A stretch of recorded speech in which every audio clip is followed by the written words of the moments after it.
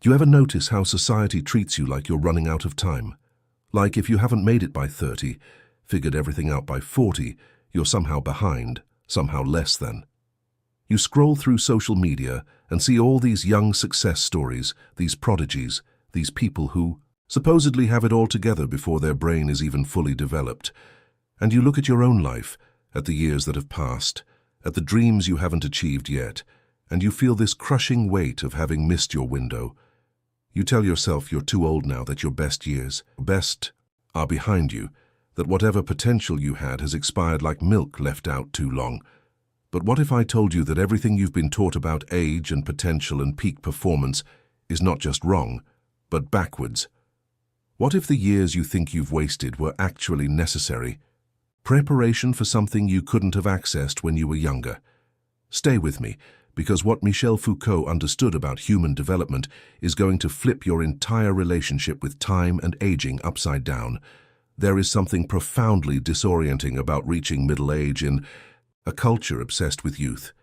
You wake up one day and realize that the world has stopped seeing you as potential and started seeing you as past tense. The messages are everywhere, subtle and not so subtle. The advertisements that no longer target you. The conversations about innovation that assume you have nothing to contribute. The quiet marginalization that happens when people start treating your ideas as outdated before you even finish expressing them. And the cruelest part is how you internalize this. How you start to believe that your relevance has an expiration date, that your capacity for growth and transformation somehow calcifies after a certain number of birthdays. Most people respond to this cultural narrative in predictable ways. They either desperately try to hold on to youth, performing a version of themselves that feels increasingly false and exhausting, or they resign themselves to diminishment, accepting the story that their most vital years are behind them. They look at their lives and see accumulation of losses rather than preparation. They see the career pivots as failures rather than education.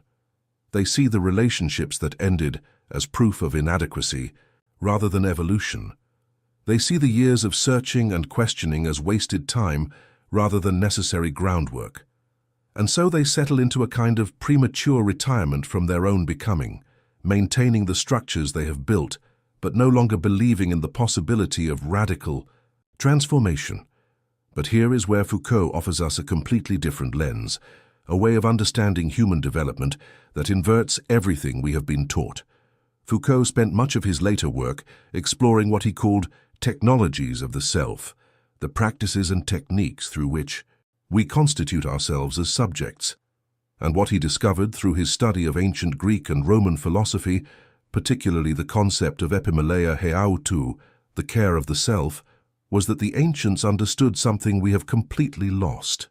They understood that the work of becoming who you truly are is not the project of youth, but the project of maturity. That the kind of self-knowledge and self-creation that leads to genuine freedom requires decades of living, decades of mistakes, decades of rubbing up against the world and discovering where you end, and social construction begins. Think about what actually happens in the first half of life. You are not free. You cannot be free. You are too busy being formed by forces you cannot even perceive, let alone resist. Your family inscribes you with their traumas and expectations. Your education system disciplines you into certain modes of thinking and being. Your culture surrounds you with norms so pervasive, they feel like nature itself. Your economic position shapes what seems possible and what seems absurd. And you, because you are young, because you lack the experience to recognize these forces, as forces rather than reality itself, you simply become what you are made to become. You pursue the goals that were planted in you. You measure success by metrics you never chose. You construct an identity out of materials handed to you by others. This is not a moral failing. This is the human condition in early life. We are all socialized before we are individuated. But something shifts around midlife, and Foucault helps us understand what that shift is and why it matters so profoundly. The structures start to crack. The identity you built begins to feel constraining rather than defining. The goals you chased start to ring hollow. The performance you have been maintaining exhausts you in a new way, And this disintegration, which feels like failure, which our culture treats as crisis, is actually the precondition for something extraordinary. It is the moment when you finally have enough distance from your own construction to see it as construction. You can finally perceive the bars of the cage because you have been inside it long enough to map its dimensions. You can finally question the assumptions that governed your first decades because you have lived their consequences. This is what Foucault meant when he talked about practices of freedom. Freedom is not a state you are born into. It is not something you achieve by following a program or adopting an ideology. Freedom is a practice, a constant work of examining and transforming your relationship to the forces that constitute you. And this practice requires maturity. It requires having lived long enough to accumulate experience, to witness your own patterns, to see how the same dramas play out in different costumes. It requires the kind of self-knowledge that only comes from decades of mistakes, because you cannot know what you are made of until you have tested yourself against reality over and over again. The young can be rebellious, but they cannot yet be truly free, because they do not yet know what they are rebelling against. They are still too embedded in the very systems they think they are escaping. Foucault discovered in the ancient practices of care of the self something that modern culture has forgotten entirely. The ancients believed that the project of self-cultivation, of becoming an ethical subject, of creating a beautiful life, was not appropriate for the young. Youth was for acquiring skills, for gaining experience, for building competence in the world. But the deeper work, the work of philosophical transformation, the work of becoming the artist of your own existence, that was the work of maturity. That was what you earned the right to attempt after you had lived enough to know what you were working with. The idea that a 20-year-old could do this work would have seemed absurd to them, not because young people lack intelligence, but because they lack the raw material of lived experience that makes self-transformation possible. Consider what you know now that you could not have known at 25 or 30. You know how your body responds to stress and what you need to sustain yourself. You know the difference between excitement and genuine interest, between infatuation and real connection, between what looks good and what actually serves you. You know your patterns, the ways you sabotage yourself, the stories you tell to avoid discomfort, the defenses you employ when threatened.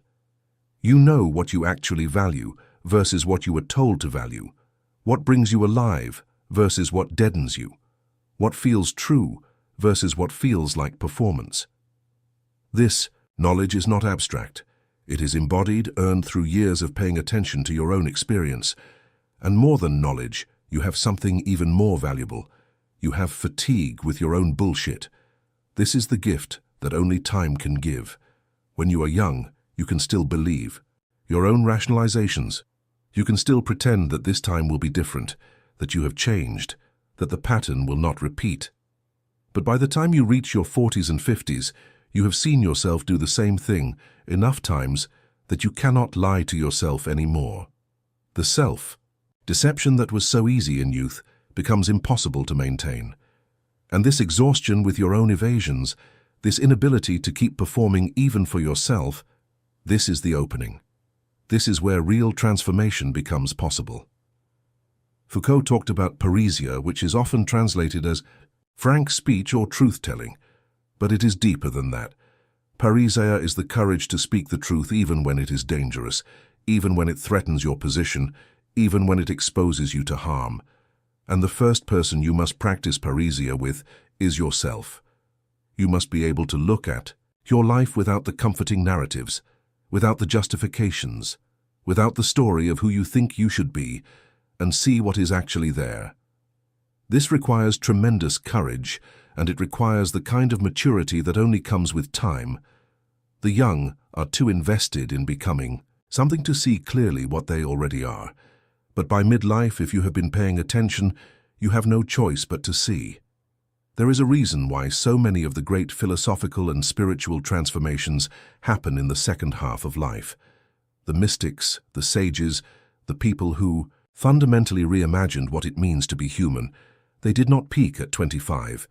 They did their deepest work after they had lived, after they had failed, after they had been broken and reassembled enough times to understand that the self is not a fixed thing but a practice, a constant creation.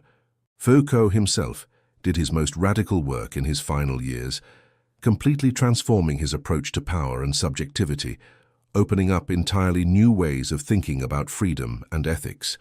And he could only do this because he had lived long enough to exhaust other possibilities, to see the limitations of his earlier frameworks, to be willing to start over even as an established thinker. I think about a woman I once knew who spent the first 40 years of her life performing success. She did everything right according to the script she was given: the prestigious education, the high-powered career, the acceptable marriage, the well-decorated home.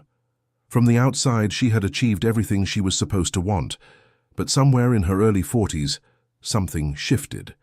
She began to feel a kind of suffocation, a sense that she was living a life that looked perfect, but felt hollow.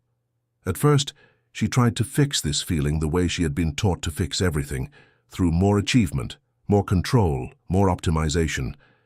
But the feeling persisted and grew. What happened next is what Foucault would recognize as a practice of freedom. She began to question not just her choices, but the frameworks within which she had made those choices. She began to see how her definition of success was not her own, but something she had internalized from family, from culture, from the expectations placed on women of her class and education. And she began slowly and with difficulty to disentangle herself from these inscriptions. She left the career that was killing her. She ended the marriage that was more performance than partnership. She moved to a place that made no sense to anyone who knew her.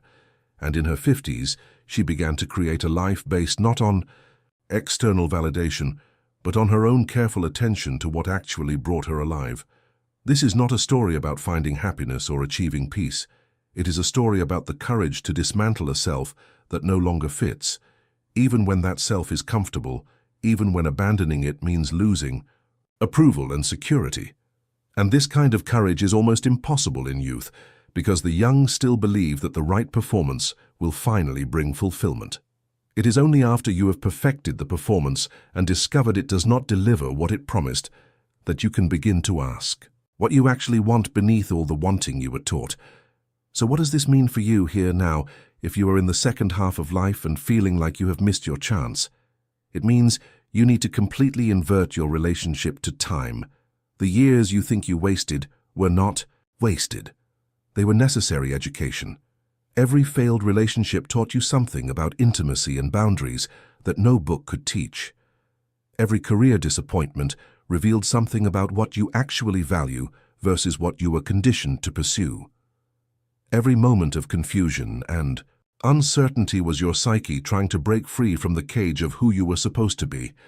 You were not failing to become yourself. You were being formed by forces you did not choose, so that, eventually, you could have enough material to work with when you finally began the work of self-creation.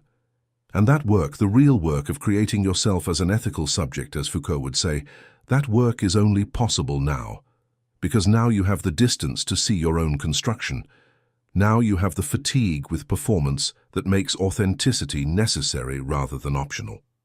Now you have the accumulated experience to know what you are made of and what you want to make of yourself. The young have potential, yes, but potential is just raw material.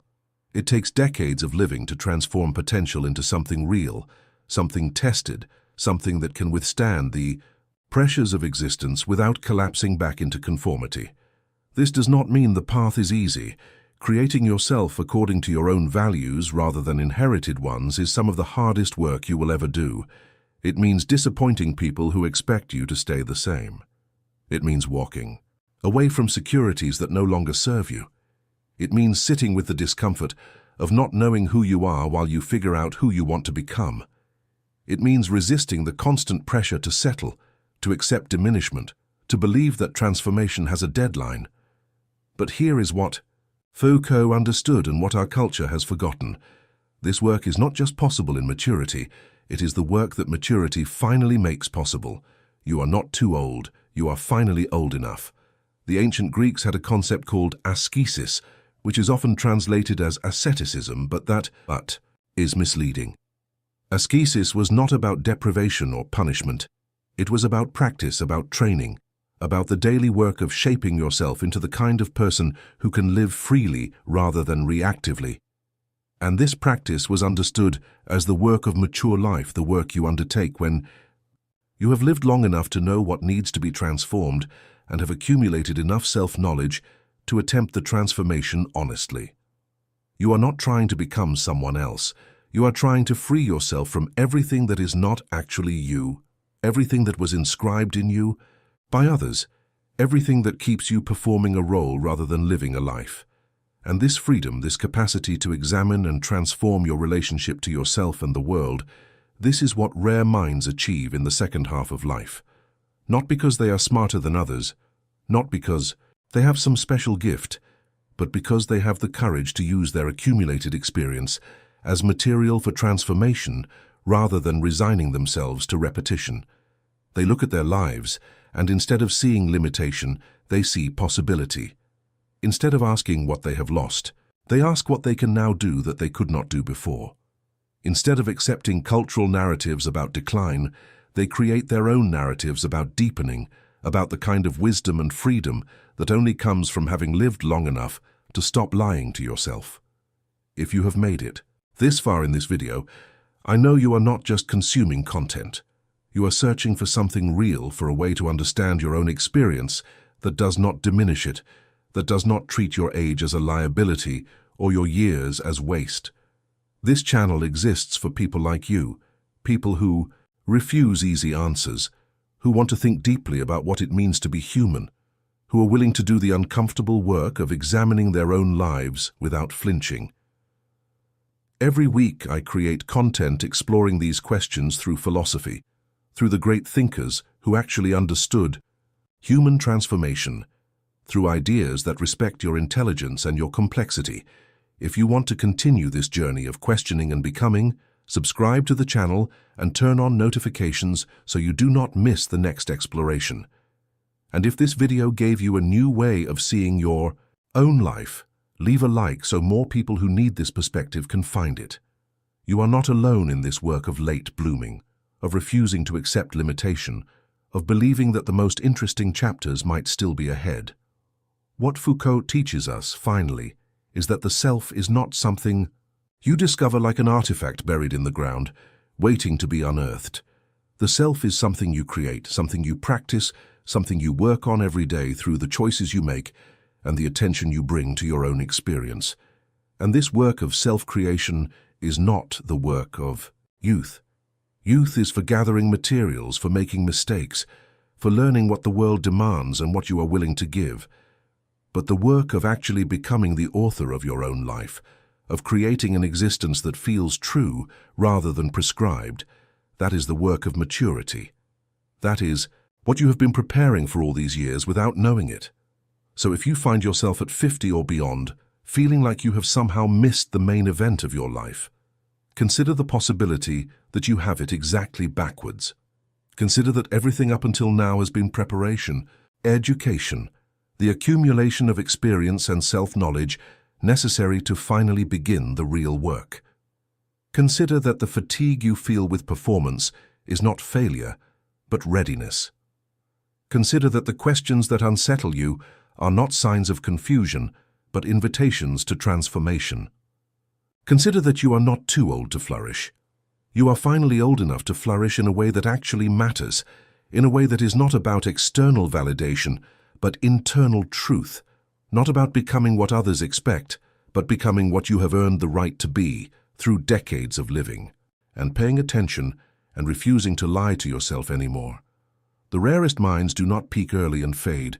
They gather themselves slowly, patiently, across years of experience, and then, when they finally understand what they are working with, they bloom into something no amount of youthful potential could have predicted or produced.